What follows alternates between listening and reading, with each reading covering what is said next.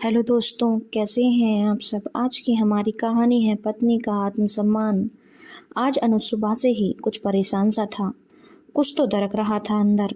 सुबह सुबह उसकी बहन मीरा आई हुई थी और वह अपने बच्चे के साथ खेल रही थी।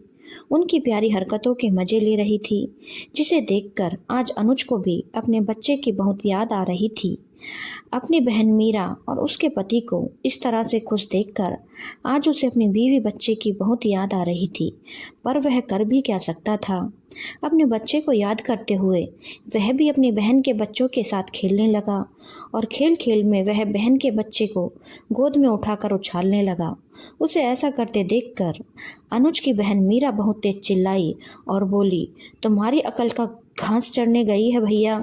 इस तरह से तो बच्चे को चोट लग सकती है या वो उल्टी भी कर सकता है। जरा ध्यान रखो।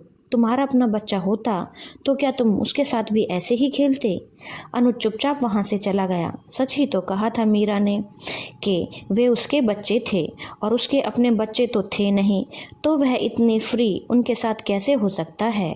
माँ बाप की बात अलग होती है, वे अपने बच्चों के बारे में अच्छे से जानते हैं और उसी हिसाब से उनका पालन पोषण करते हैं। थोड़ी देर के बाद अनुज की नज़र मीरा और उसके पति पर गई। दोनों छत पर एक कोने में खड़े होकर प्यार भरी बातें कर रहे थे। यह देखकर आज अनुज को अपनी पत्नी आरती की याद आ रही थी। थोड़ी देर बाद अनुज का छोटा भाई और उसकी बीवी राधा भी घर आ चुके थे। आज सारा परिवार एक साथ जमा था, क्योंकि राहुल के माता पिता की 50वीं सालगिरह थी और इसके लिए ही घर में एक पार्टी रखी गई थी, जिसमें सारा परिवार एकत्र हुआ था। शाम को पार्टी से थोड़ी देर पहले अनुज ने देखा कि सब एक साथ डाइनिंग टेबल पर बैठकर अपने अपने परिवार के साथ लजीज पकवानों का मजा ले रहे हैं, पर किसी ने अनुज को बुलाना जरूरी नहीं समझा और सब अपने अपने परिवार के साथ मस्त थे। शाम को पार्टी शुरू हो गई। सब लोग अपने अपने परिवार के साथ पार्टी में आए। सब ने बहुत अच्छे अच्छे कपड़े डाल रखे थे। सब देखने में बहुत अच्छे लग रहे थे। कुछ देर में पार्टी खत्म हो गई और सारे मेहमान चले गए। अब बस सारे भाई बहन और माता पिता ही घर में बचे थे। अनुज की माँ ने 4 सोने की चेन निकाली और अपनी बेटी और बेटे दोनों के बच्चों को एक एक चेन दी और बोला, यह लो बच्चों, तुम्हारे दादा दादी की तरफ से तुम लोगों के लिए एक उपहार। अनुज को बहुत ही अजीब लगा, क्योंकि उसका भी तो एक बेटा था, भले ही वह उसके साथ नहीं था। अनुज ने बोला, क्यों माँ, अपने बड़े पोते को कुछ नहीं दोगी। अनुज की माँ ने बोला, कैसा पोता, जब मेरे साथ रहता ही नहीं। कल को जब जरूरत होगी तो मेरे यही पोते पोतियाँ मेरे आगे खड़े होंगे, ना कि वह तो उसे किस बात का उपहार दूं। अनुज ने बोला, लेकिन माँ, तुम लोगों की खुशी के लिए ही तो मैंने अपनी बीवी को तलाक दिया और अपने 1 साल के छोटे बच्चे को उसके साथ जाने दिया, क्योंकि कानून यही कहता है। इस पर अनुज के माता पिता और उसके दोनों छोटे भाई बहन अनुज के ऊपर चिल्लाने लगे, यह क्या बकवास कर रहे हो तुम दोनों मियाँ बीवी की आपस में बनी नहीं और तुम दोनों ने तलाक ले लिया, तो अब उसका ठीकरा हमारे सर पर क्यों फोड़ रहे हो। अपना परिवार संभालना अपने हाथ की बात होती है। अगर तुम अपना परिवार नहीं संभाल सके तो इसमें हमारा क्या दोष है। हम तो अपना परिवार लेकर चल रहे हैं और बहुत खुश हैं। अगर आज तुम दुखी हो तो अपने कारण, ना कि हमारी वजह से। यह सब सुनकर अनुज ठंडा पड़ गया। यह वही परिवार है जिनके लिए उसने अपनी पत्नी को तलाक दिया था। अनुज पुरानी बातें याद करने लगा, कैसे आरती उसके साथ विदा होकर आई थी और जल्दी ही सारा घर संभाल लिया था। उसके छोटे भाई बहनों को उसके माता पिता का कितना ख्याल रखती थी, पर फिर भी कभी भी उसके भाई बहन और माता पिता ने अपनी भाभी की और बहू की कद्र नहीं की। हर छोटी छोटी बात पर अनुज के माता पिता और भाई बहन अनुज के पास आरती की शिकायत लेकर आ जाते थे और उसकी छोटी छोटी गलतियां गिनवाते थे और इस बात को लेकर आरती और अनुज में बहुत झगड़ा होता था। लेकिन अनुज को अपने माता पिता और भाई बहन ही सही लगते थे। अपनी पत्नी को उसने कभी महत्व महत्व ही नहीं दिया और धीरे धीरे उसके माता पिता और भाई बहन, उसके और उसकी पत्नी का जीवन पूरी तरह से हावी हो गए। धीरे धीरे अनुज और आरती में दूरियां बढ़ती जा रही थी। आरती जितनी अनुज को समझाने की कोशिश करती, अनुज को उसके माता पिता और भाई बहन उतना ही अधिक भड़का देते कि वह तो लड़की बाहर से आई है, वह तो चाहती है कि माँ बेटा भाई और बहन अलग अलग हो जाएं, इसीलिए वह ऐसा कर रही है, वह तुम्हें लेकर अलग घर बसाना चाहती है। और अनुज को अपने परिवार वालों की बात ही हमेशा सही लगी और अपनी पत्नी हमेशा गलत। धीरे धीरे दोनों के बीच में दूरियां बहुत बढ़ गईं।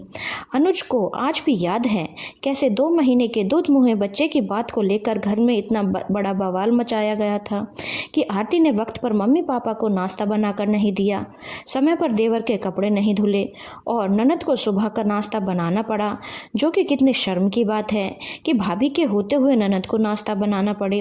इस बात को लेकर घर में बहुत बड़ा बवाल मच गया। आरती ने बस इतना ही बोला कि 2 महीने का दूध मुँहा बच्चा है, मैं उसे देखूं या तुम्हारे घर वालों की खातिरदारी करूं। लेकिन अनुज को तो अपने परिवार वाले की ही बात सही लगती थी और यह बात सुनकर उसने आरती को जोरदार तमाचा लगा दिया था और आरती तिलमिला गई थी और बहुत तेज चिल्लाकर बोली थी, बस अनुज, बहुत बकवास सुन ली मैंने बहुत सह लिया, अब और नहीं, तुम्हारी गुलाम नहीं हूँ, तुम्हारी बीवी हूँ। यदि बीवी को बीवी का सम्मान नहीं दे सकते तो तलाक दे दो। मैं तुम्हारे साथ अभी इस घर में नहीं रह सकती, क्योंकि ना तुम्हारे पास आंखें हैं, ना तुम्हारे पास कान हैं और ना ही तुम्हारे पास अकल है। याद रखना, एक दिन तुम दुनिया में अकेले रह जाओगे। मैं इस रिश्ते को संभालने की बहुत कोशिश की, लेकिन अब और नहीं, तुम अपने घर वालों के हिसाब से चलो। मैं तुम्हारे साथ अब इस घर में नहीं रुक सकती। मैं अपने बेटे को लेकर जा रही हूँ, तलाक के कागज मिल जाएंगे। भगवान की दया से पढ़ी लिखी हूँ, अपना और अपने बेटे का पालन पोषण कर सकती हूँ, पर तुम्हारे साथ अपना आत्मसम्मान खोकर इस घर में नहीं रह सकती। हाँ, लेकिन याद रखना, एक समय ऐसा आएगा कि तुम मुझे याद करोगे और तुम्हारे पास यह तुम्हारे अपने आसपास भी नहीं होंगे। यह बोलकर आरती उस घर से निकल गई थी और वह रिश्ता वहीं पर खत्म हो गया था। कोर्ट ने भी इतने छोटे बच्चे की कस्टडी उसकी माँ को ही दी थी। वैसे भी कस्टडी माँ को ही मिलनी थी, क्योंकि अनुज की माँ ने तो साफ साफ मना कर दिया था कि मैं तुम्हारे छोटे बच्चे का ख्याल नहीं रख सकती, उसे उसकी माँ के पास ही रहने दो, हम तुम्हारी दूसरी शादी करवा देंगे। इस बार इतनी अच्छी लड़की लाएंगे कि तुम जीवन में बहुत ही खुश रहोगे। लेकिन अनुज को कुछ भी समझ में नहीं आ रहा था। वह तो बस अपने घर वालों के चक्कर में अपना घर तोड़ रहा था। समय बीतने के साथ साथ अनुज के छोटे भाई बहनों की भी शादी हो गई। वह दोनों अपने अपने परिवार में खुश थे, माता पिता भी अपने जीवन में खुश थे। बस एक अनुज ही अपने जीवन में अकेला था। आज अपने छोटे भाई बहन को अपने 4 साल 6 साल के बच्चों का इतना ख्याल रखते देख अपने 2 महीने के दूध मुँहे बच्चे की याद आ रही थी, जिसके लिए घर में इतना बड़ा बवाल मचा था और उसने अपना परिवार उजाड़ दिया था। आज उसे समझ में आ रहा था कि सारी गलती उसकी खुद की थी। आज किसी को उससे कोई मतलब नहीं था, किसी को यह तक नहीं फिक्र रहती थी कि अनुज ने खाना खाया है या नहीं। बस महीने की पहली तारीख को सब अपनी अपनी ज़रूरतें अनुज को बता देते थे और उसे पूरी करवा लेते थे, क्योंकि उनके हिसाब से अनुज का खर्चा ही क्या था और उसके पैसे को वह अपने उपयोग में ले रहे थे, जो कि उसके बीवी और बच्चों के हक के थे, पर वह उन्हें नहीं दे पा रहा था, बल्कि उन पैसों से दूसरों की बीवी बच्चों की ख्वाहिशें पूरी हो रही थी। अपने बेटे से कभी कभार मिलना होता था और उसका छोटा दूध मुँहा बच्चा अब 11 साल का हो चुका था। वह आज तक ढंग से अपने बेटे के साथ खेल भी नहीं पाया था। उसका बच्चा भी उससे थोड़ा झिझकता था, क्योंकि वह पिता के साथ कभी रहा ही नहीं था। अनुज चाहता जैसे उसके भाई और बहन के बच्चे अपने पिता के साथ खेलते और रहते हैं, उसका बेटा भी उसके साथ वैसे ही रहे, पर यह संभव नहीं था, क्योंकि उसके लिए पति पत्नी को साथ में रहना होता है। आज अनुज पूरी तरह से अपने जीवन में अकेला था और अपनी गलती का शोक मना रहा था। यह सब सोचते सोचते अनुज का गला सूख गया और उसे बहुत जोर की भूख भी लगी थी। उसने कुछ खाया नहीं था। उसने अपने छोटे भाई की बीवी को आवाज़ लगाई कि कुछ खाने को ले आए और एक गिलास पानी उसे दे दे। तो छोटे भाई की बीवी ने बोला, मेरा बेटा अभी अभी सोया है, वह उठ जाएगा तो बहुत हल्ला करेगा, आप दीदी से मांग लो। आज अनुज को याद आ रही थी कि उसका 2 महीने का बच्चा उनकी नज़रों में कितना बड़ा था और आज 6 साल के बच्चे के लिए उसकी माँ वहाँ से उठने को तैयार नहीं। उसके भाई ने आकर अनुज से बोला, क्या भैया, आपको इतनी भी अकल तो होनी चाहिए कि छोटा बच्चा है और इस टाइम आवाज़ नहीं लगानी चाहिए। तभी अनुज की बहन भी वहाँ आ गई और ज़ोर ज़ोर से चिल्लाने लगी, क्या भैया, आपने इतनी रात को आवाज़ लगा दी। मेरे पति की आंख खुल गई और अब वह चिढ़ रहे हैं क्योंकि उनकी आंखें अगर नींद से खुल जाएं तो उन्हें दोबारा जल्दी नींद नहीं आती। एक गिलास पानी और खाना क्या आप खुद लेकर नहीं खा सकते? इतनी तो अकल होनी चाहिए कि सब लोग सो रहे हैं, आपको नहीं सोना तो क्या किसी को भी नहीं सोना। तब तक अनुज के माता पिता भी वहाँ आ गए और बोले, क्या हल्ला मचा रखा है। और सारी बात जानकर उन्होंने अनुज से कहा कि देख, तुझे तो नींद नहीं आती पर हमें तो सोने दे, अपने चक्कर में हमारी नींद क्यों खराब करता है। अनुज को आज काटो तो खून नहीं। ये वही माँ बाप भाई बहन थे जिन्होंने उसकी ज़िंदगी खराब की थी या जिनके कहने पर उसने खुद की ज़िंदगी खराब की थी। आज एक गिलास पानी और खाना उसे देना भारी पड़ रहा था और उसकी पत्नी जो दिन रात उनकी सेवा में लगी रहती थी, उसकी कोई कदर नहीं की कभी उन्होंने उनके कहने पर अनुज ने खुद अपनी पत्नी की कोई कदर नहीं की। और आज उसे अपनी पत्नी की बात याद आ रही थी कि तुम जीवन में एक दिन अकेले रह जाओगे, तुम्हारा कोई नहीं होगा। आज वही दिन आ चुका था। यह सब सुनकर अनुज जोर जोर से हंसने लगा। सबको लगा कि अनुज पागल हो गया है, लेकिन नहीं, उसे आज अकल आ गई थी। उसने बोला, आज मुझे अच्छे से पता चल गया कि कौन मेरा अपना है और कौन पराया है। तो तुम लोग कान खोल कर सुन लो, यह घर मेरा है और मेरे पैसों से बना है। वैसे तो तुम सबके पास भी अपने घर हैं, पर इस घर में तुम लोगों ने कई कमरों पर कब्जा जमा रखा है। तो सुबह तक वह सारे कमरे खाली हो जाने चाहिए, क्योंकि कल से इस घर की मालकिन और वारिस इस घर में रहने आ रहे हैं। तुम लोग अपने अपने घर चले जाओ और मेरा घर पूरी तरह से खाली कर दो। मुझे सारे कमरे खाली चाहिए। हाँ, मम्मी पापा चाहें तो यहाँ पर रख सकते हैं, पर यदि चाहें तो वह भी अपने घर में जा सकते हैं, मुझे कोई दिक्कत नहीं। यह घर अब इस घर की मालकिन के हिसाब से चलेगा और वह है मेरी बीवी। तुम लोगों की वजह से मैंने अपनी बीवी बच्चों का साथ छोड़ दिया, अपने बच्चे को खुद से अलग कर दिया, लेकिन इसमें मेरी गलती ही है। इस पर अनुज के छोटे भाई ने बोला, बिल्कुल इसमें तुम्हारी ही गलती है। मजाल है कि मेरी बीवी को कोई मेरे मुंह पर कुछ बोल दे, जबान खींच लूँगा मैं उसकी।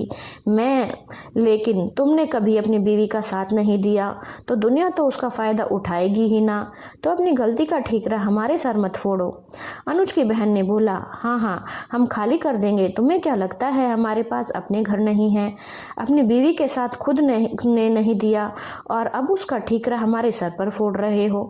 मजाल है कि मेरी ननद मुझे कुछ कहकर निकल जाए तो मैं उसका घर में घुसना बंद करवा दूं। अनुज ने बोला, हाँ, मैं अपनी गलती मान रहा हूँ और अब मैं उससे सुधारना चाहता हूँ और अब मेरे और मेरे परिवार के बीच कोई तीसरा नहीं आ सकता, चाहे जमीन आसमान एक हो जाए। इतना कहकर अनुज अपने कमरे में चला गया और अपनी पत्नी से किस तरह से माफ़ी मांगेगा इस बात को सोचने लगा।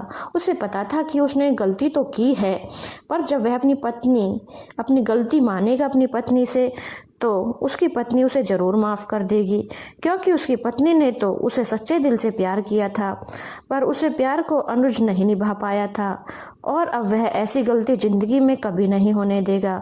अपनी पत्नी और उसके बेटे का उनका सारा हक देगा और कभी कोई तीसरा उनके बीच में नहीं आ सकेगा। धन्यवाद दोस्तों। अगर आपको कहानी अच्छी लगी हो तो चैनल को लाइक, शेयर और सब्सक्राइब करना ना भूलें।